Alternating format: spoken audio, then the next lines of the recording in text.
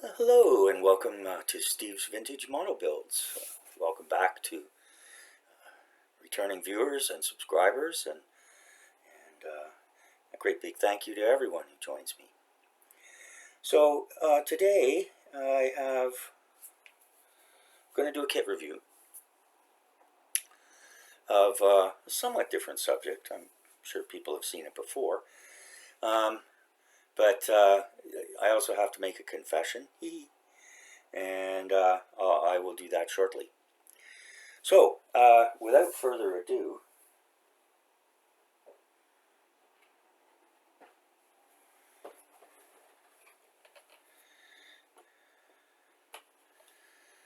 will that even fit on the screen?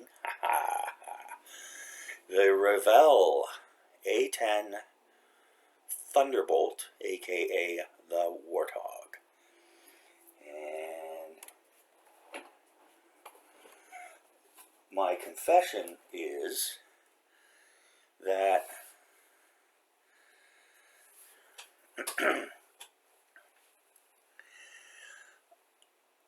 I could have got a Tamiya kit for pretty much the same price, but I ordered the Revell one.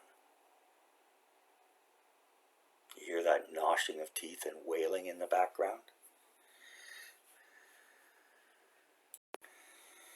And so, the main reason I watched reviews on both, and they're quite similar. And the Tamiya kit, the figure looked a lot better, to be honest with you. But the thing was, for me to order it, ordering this one, I got it in 3 or 4 days. Ordering the Tamiya kit was going to be more like 3 or 4 weeks. So I figured that if this turns out to be a real pig, pardon the pun, I'll just order the Tamiya one. Yeah. And if the figure's really bad, then I will just do it without the figure, or close the canopy and whatever. Okay, so yeah, got it. This came down the river Amazon, and just came like this, with its shrink wrap. Little dent here. Something nice. I wish they'd do for the kits that aren't encased in shrink wrap. They put the labels on the back. Put the tags on the back. And so, sometimes they put them in really stupid places on the box. So, anyways, sorry there's a little bit of glare. People have heard me talk about the lighting department before. The only people more incompetent than my lighting department is the editor's department. And they're practically useless. So, alright, so also this kit, I think it looked to be a little bit newer. The Tamiya, the box art looked really old of the kit. There may be an updated box art or rebox of it or whatever. But so I'm sorry, Miss Tamiya. You know I love you. I hope you can be friends. Okay, so here we go. So we've got a nice, very nice box art here. It's not hard to see the size of this box. Some sort of, excuse me, Middle East, probably Iran, or sorry, beg your pardon. We're not quite there with Iran yet. Coming soon to a theater near you. Get it? Theater? I think this was, yeah, Iraq, probably, or maybe Kuwait. You never know. But yeah, there's a lot of stuff going on. Looks like that's an Apache. And there's some other ground stuff here going on. But of course, lots of Apaches flying around and stuff. So, okay, so yeah, this one's it's 148. It's a good size aircraft, as you can tell from the box. so no need for 135 or 132. Age 12 and up, skill level 4. And it's the Revell catalog number 5521.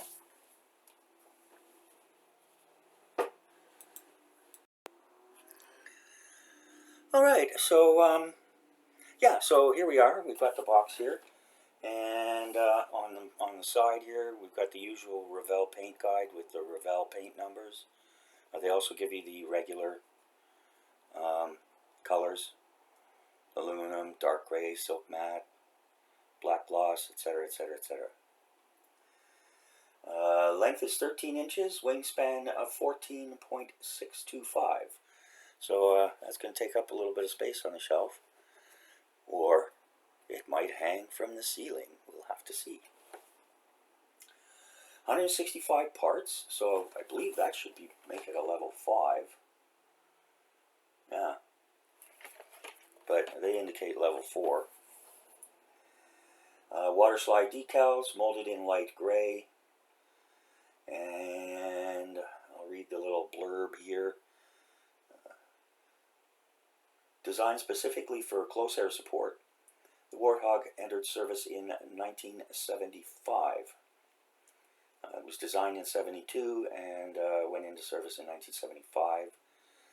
I've seen 1977 as well, but what's a couple years between friends? It was literally built around the 30 millimeter GAU-8 Gatling gun, and can also carry immense weapons loaded under its wings and fuselage, including AGM-65 Maverick missiles. A highly survivable aircraft, tough as nails. The A-10 has a redundant hydraulic system backup by manual systems. It can survive direct hits by armor-piercing rounds. It flew 8,100 sorties during Desert Storm, and has recently seen action in Afghanistan, and was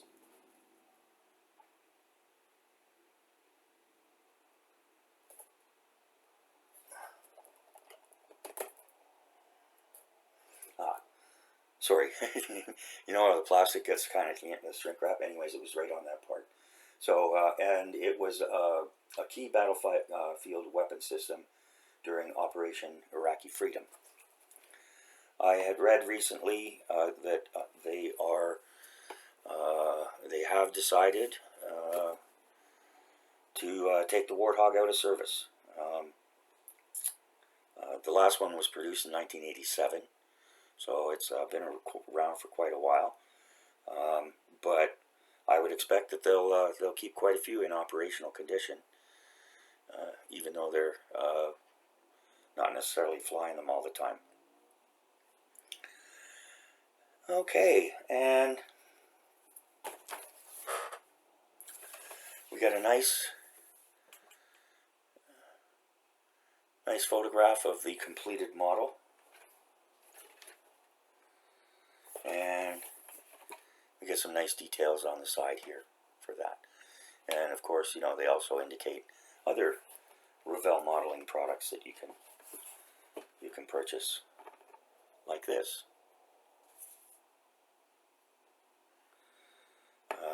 Which is good stuff.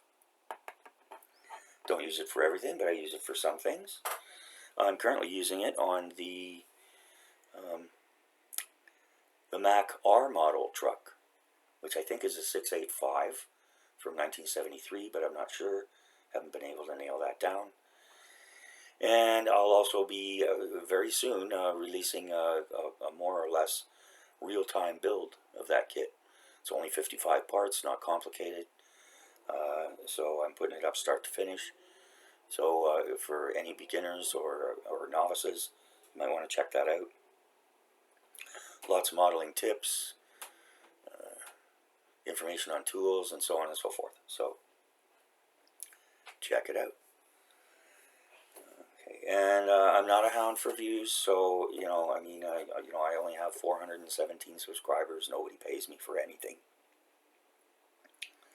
And I have no intention of ever monetizing the channel, so not not to worry about that. Okay, so a few more details here.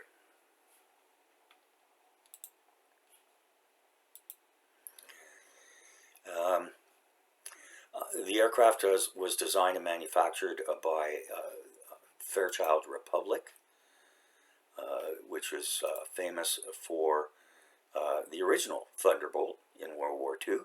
Very, very good aircraft, also a very tough aircraft. And they produced numerous other aircraft in World War II. The A-21 gunner, which was a twin-engine trainer, and the Fairchild 24, or C-61 Argus, which was, I believe, a maritime aircraft. Excuse me. After the war, they developed the C-119 flying boxcar, which was another important U.S. military aircraft. Company's now out of business. Been purchased by. They were purchased in 2003 by M7 Aerospace.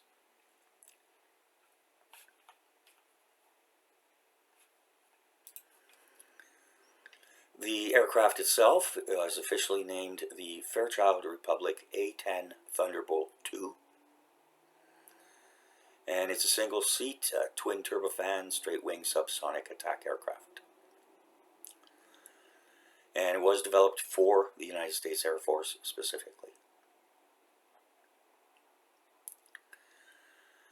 And as we know, it's commonly referred to as the Warthog or simply the Hog, not only for its looks, but also in the way it handles. Very big, heavy aircraft. And but pilots loved it, and still love it. So, it also served in the Balkans, Afghanistan, the Iraq War, and against the Islamic State in the Middle East. And it may well be that they're not going to take them out of service as quickly as they might.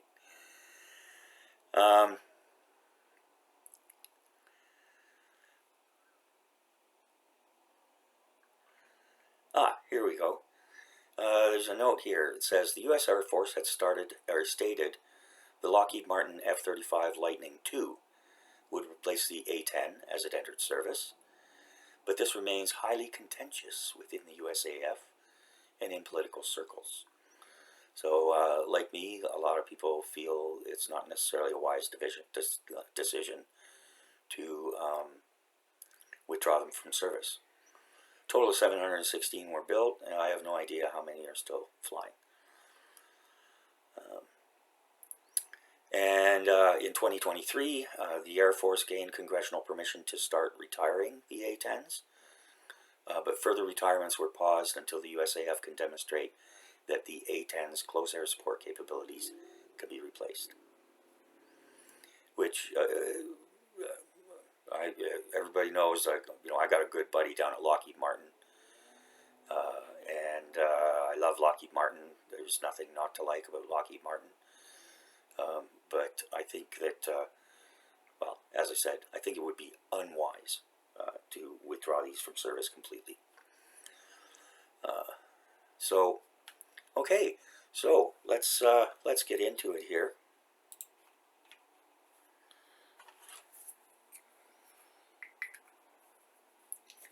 Here we go. See, I was painting up that model today I was telling you about.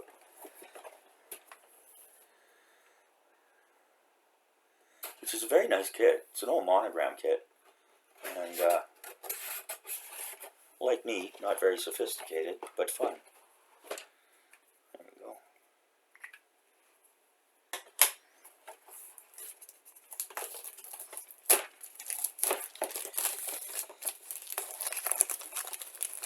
Kudos for the packaging.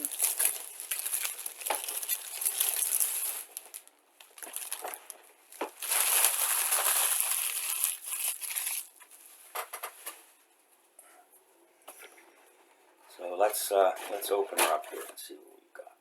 Ooh, look at that. There's a nice touch. Yeah, you can see we've got some blistering here. Everything looks okay, but from that dent. And then here, yeah, we've got a nice, slides around a little bit, but it's a big kit. And we've got a nice cardboard stabilizer. Keep it from squishing this way, I guess.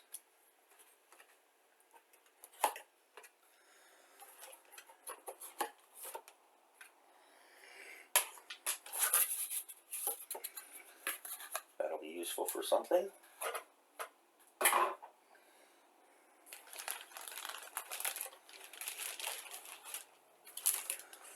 Alright, so we'll deal with that in a moment. Get the instructions out of the way here.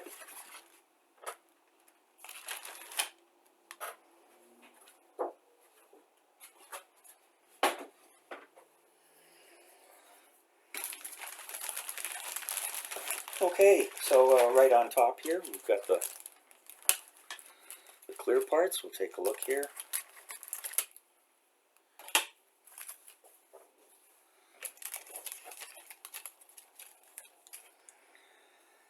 And this canopy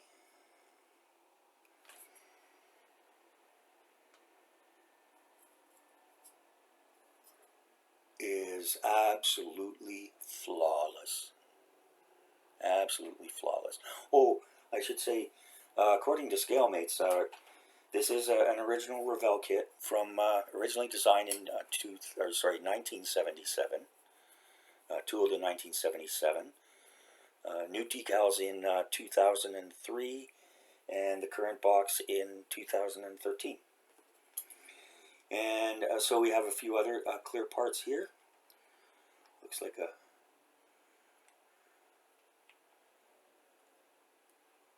some sort of a antenna or pitot or whatever you call those things. And then we've also got some nice lights here.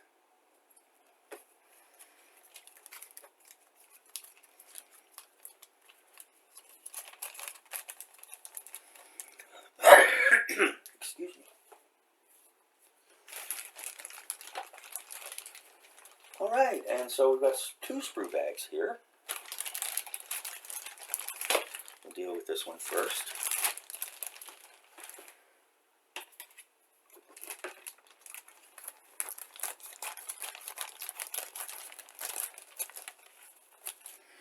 The build I saw on this one didn't look too complicated, and it went together nicely. So let's see what's going on here. Careful now.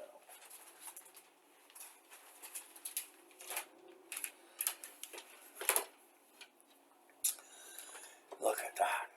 My goodness. Can you see that? We've got nice detail here in the engines. I'm going to turn this over so you can see this half of the fuselage better. Nice detail. It's not the kind of thing that has a lot of, you can see rivets. Panel lines are raised, which I believe they are in the actual aircraft. This baby was not built for speed and aerodynamics. It was built for one reason, and one reason only. To blow the you-know-what out of the bad guys. Okay, and so, yeah, so we've got some nice detail here. This could be better, it could be worse as well. I'm not seeing any flash. The molding looks beautiful. The plastic, ooh, calf. You're going to have to be careful about that. Can you see that? Yeah.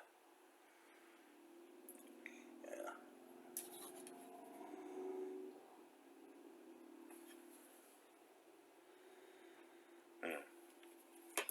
I'm going to have to be very careful with that. Okay, so we've got that.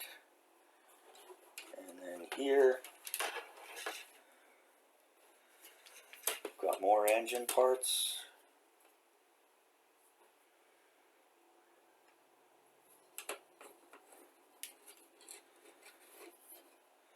Nice big flange here for fixing it into the fuselage. Engine cowlings, again, nice detail here. Nice detail on the, I don't know if you can see that with my camera. Yeah. Nice detail on the wheels. You can see the brake mechanisms and whatever else. Here's the one-piece cowling that goes on top.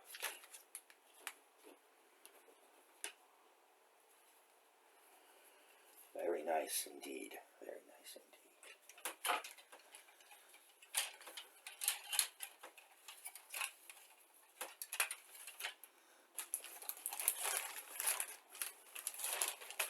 Oh, and the kit was $55 with free shipping with Amazon Prime.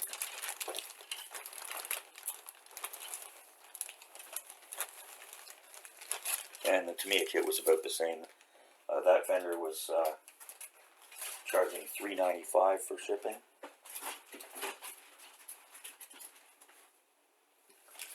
But as I said, you know, I went for the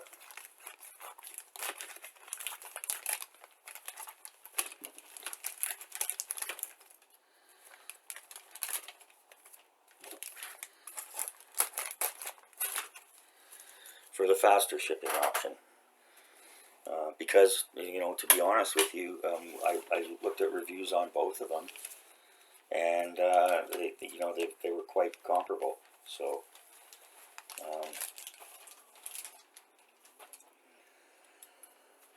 all right, so here we go. Again, we'll be very careful here.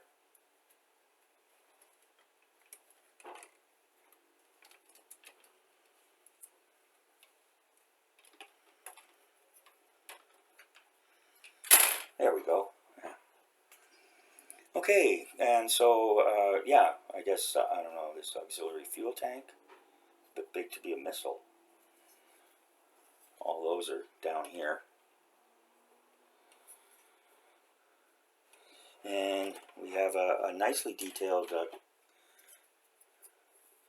cockpit control.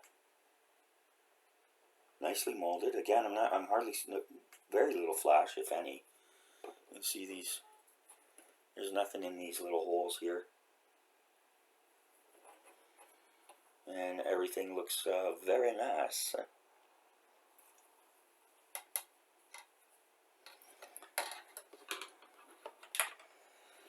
And here we've got more missiles and rockets and fun stuff. Got some flash here, but that's going to be cut out anyways, I think. And we have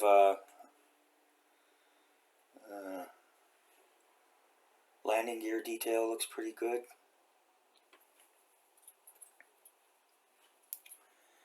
Here's our figure.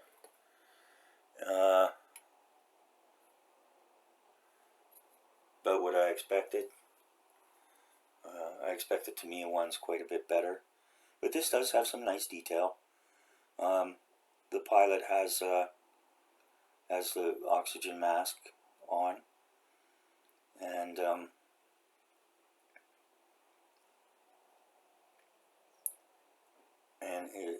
his legs look kind of weak, but you're not going to see those anyways once it's in there. So we'll see how it all details up and how it looks when we're done.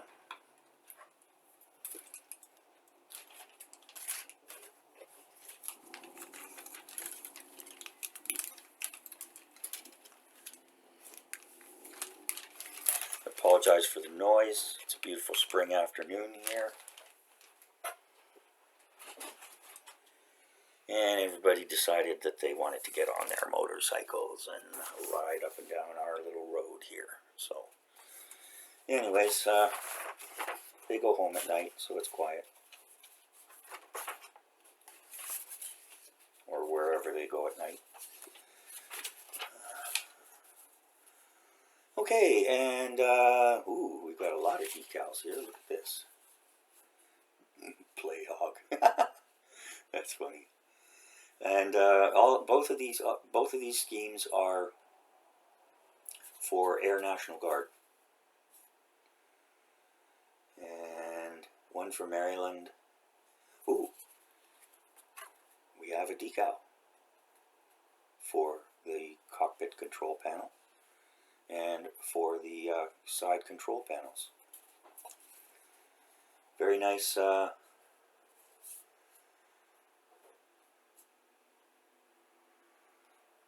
Decals look nice. And there will be plenty of extras.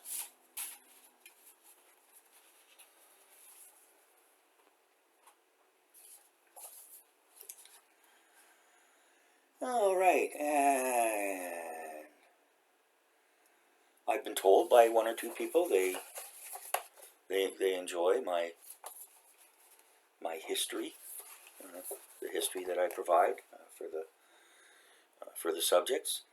It's always been a passion of mine, and glad that comes across in my videos. Viewers who've been to my channel before know, just like I said at the beginning, we're not sophisticated here. And there's plenty of other people whose video skills are, well, I'm a novice amateur at that kind of thing. Along with modeling skills. I have moderate modeling skills. That's the way I describe myself. And, excuse me, there's a lot of really great modelers out there, way better than me, who also have all the extra fancy equipment.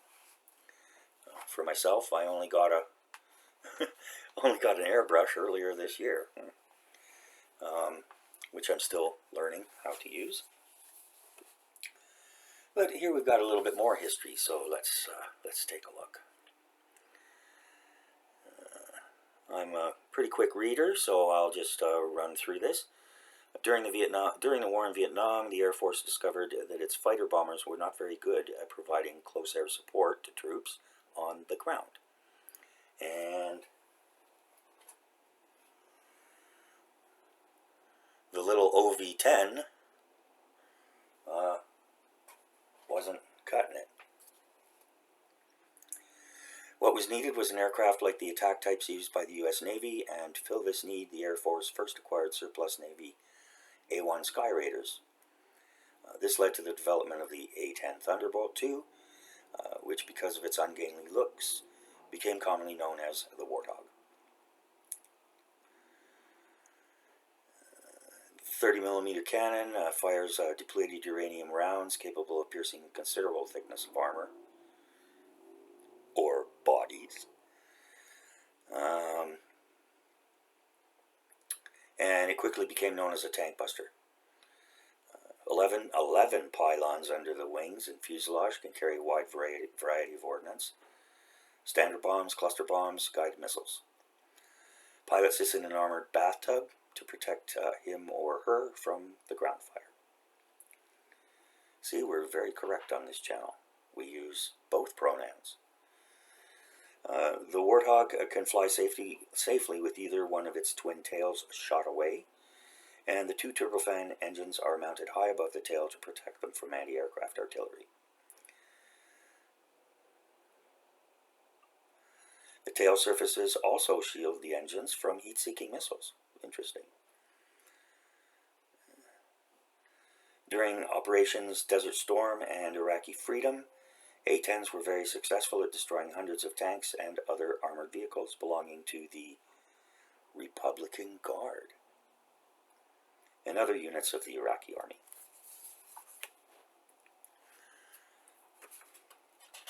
Alright, so we'll take a look here. We do have the modern Revell instructions, updated instructions. Start out with the paint scheme. They do very well with these. I don't have any complaints about it. For the most part, it's a different company than when it was branded as Revell of Germany. And back in the old days when I wouldn't have even considered buying a Revell kit for any reason. I might have had one or two cars that were snapped together. But I was always a Tamiya guy. Or Airfix. Sometimes Matchbox too.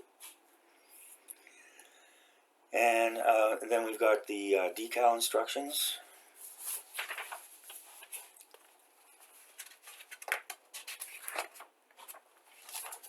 The only thing I might say about where they fall down a bit here is they give you a list of the parts, which is great, but I'd rather have a sprue map.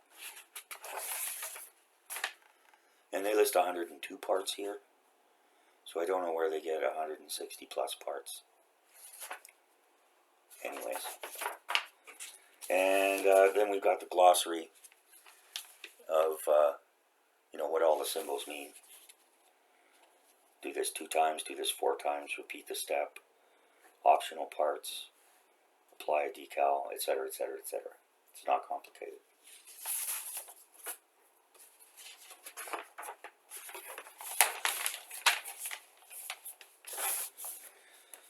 Okay, and as with most aircraft models, well, step 1 is assembling the pilot, and they give you the paint indicators here. There's no face to see, so that's fine. That's okay. And then we've got the cockpit tub. And what have we got all together here? We've got, what, 1, 2, 3, 4, 5, 6 parts all together. And then straight away, boom. Fuselage, it goes in the fuselage goes together. And then we move on to the front landing gear.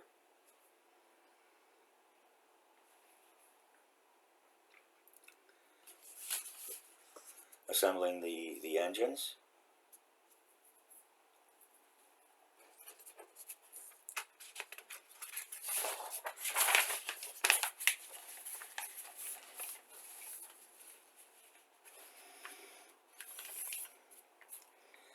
Putting the wings together, where to put the clear parts. Going to the hobby shop next week, going to get some clear red and clear yellow.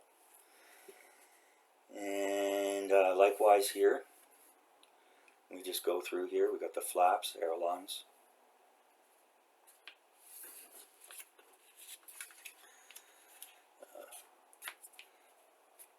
Nice large illustrations, easy to read the numbers. Nice note here, tabs overlap inside fuselage. So they're not meant to go together like this. They're meant to go together like this.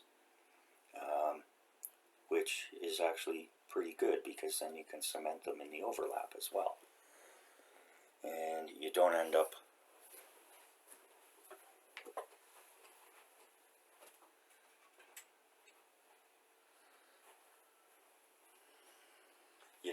with stuff like that. This was an old Revell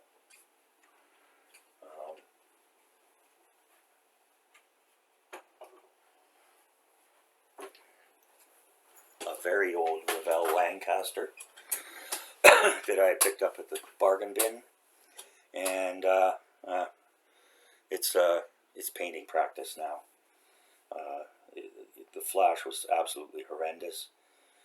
It hasn't gone together well. The figures were half decent for 1/72 scale. And the best thing about it, which was quite good, was the retractable landing gear. Okay, and so here, and they give you shown in place, which is nice. And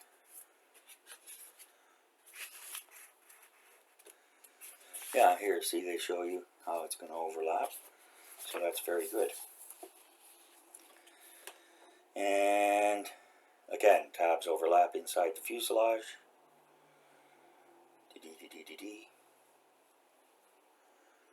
And then we've got left and right landing gear wheels.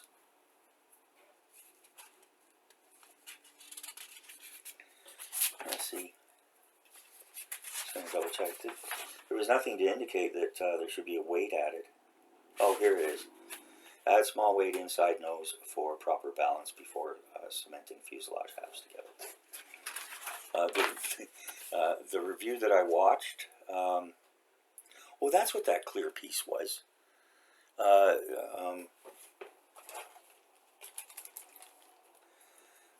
This piece is actually a little stand that goes into the tail, so that if you don't weight it, or don't want to weight it, or don't weight it enough, it keeps it from going like this. It'll stand up straight. The reviewer I watched certainly did some things that I wouldn't do,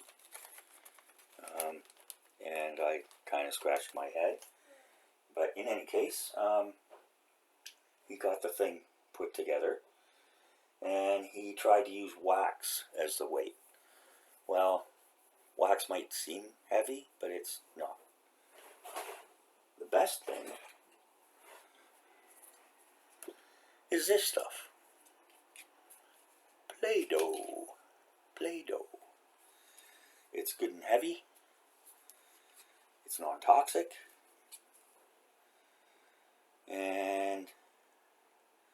But it does have a warning. It contains wheat. Oh my God. Is that so you can make Play-Doh bread? No. Just, yeah. Okay, anyways, yeah, so there it is. I got this at the dollar store. It costs a couple bucks, whatever.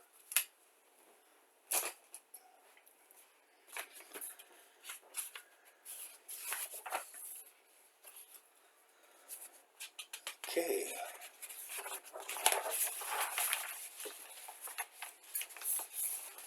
And here we go. Again, here's for the left. Seems to be quite a few little parts here. That might be interesting.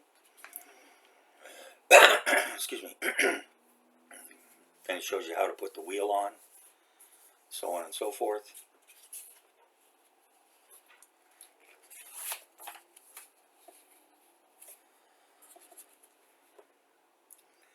And then we've got the last little bits and pieces. Yeah, here's this piece I was showing you.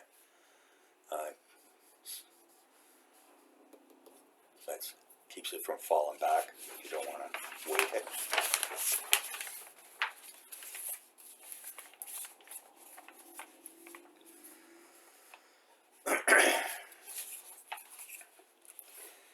And a note here, paint framework on the windscreen and canopy the same color as surrounding fuselage.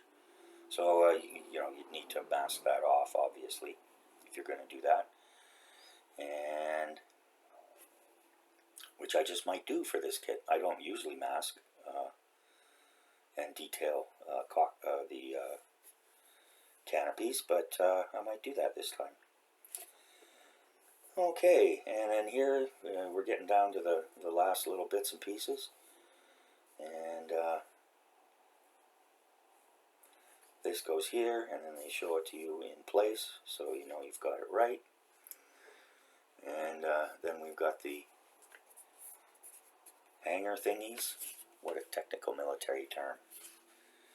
There's probably a word for it, but which I think I already read.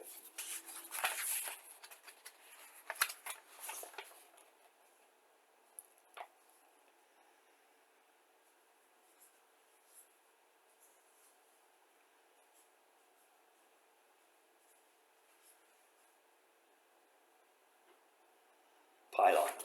That's what they're called, pylons. Okay. Okay, so yeah, these are the pylons, and yeah, we're gonna do this. We're gonna armor this this up to the nth degree, and they indicate here a nice big up front assembly options. There are assembly options here. See steps 10, 11, 12. And so here we go. This is step 10.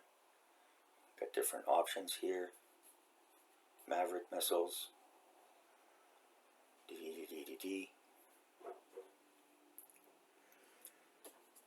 ECM jamming pod. I guess that is some kind of a missile. That would be, that's a big one.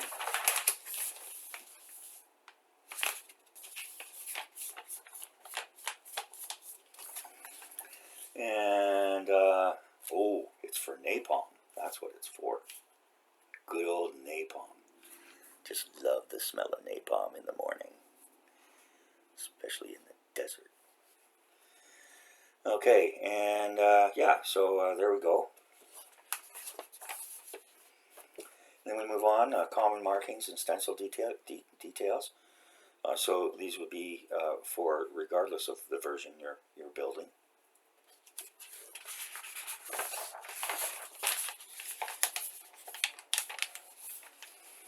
And they give you nice details here. There's lots of little teeny tiny ones. And then we have the painting and specific decals depending on which version you're going to build. They give you Norris the Playhog, 104th Tactical Fighter Squadron, 175th Tactical Fighter Group, Maryland Air National Guard. Norris the Playhog. And we have Let's Roll, Pilot Major Jill Long. See, him and her. 354th Fighter Squadron, 355th Fighter Wing, Davis-Monthan Air Force Base in Arizona. So that's very nice. I think I'm gonna, I don't know, I'll have to think about that.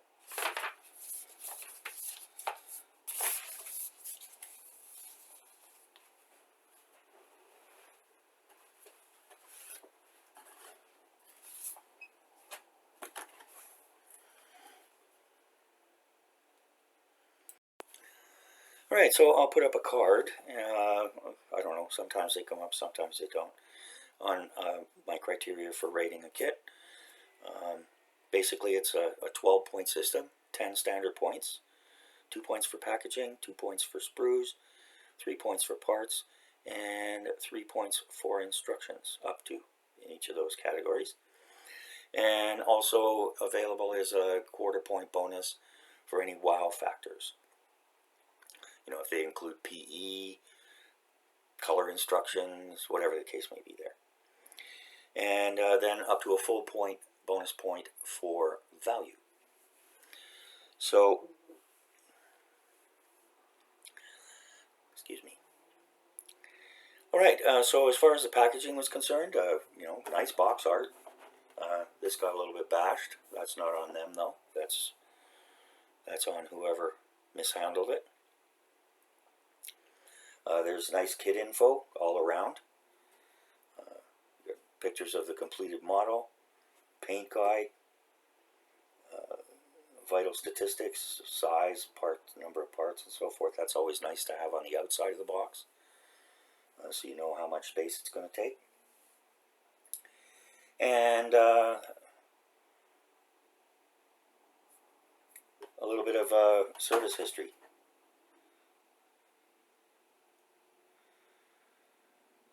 They also indicate detailed interior with seated pilot and boarding ladder, ECM pod, cluster bombs, napalm tanks, etc., etc., etc.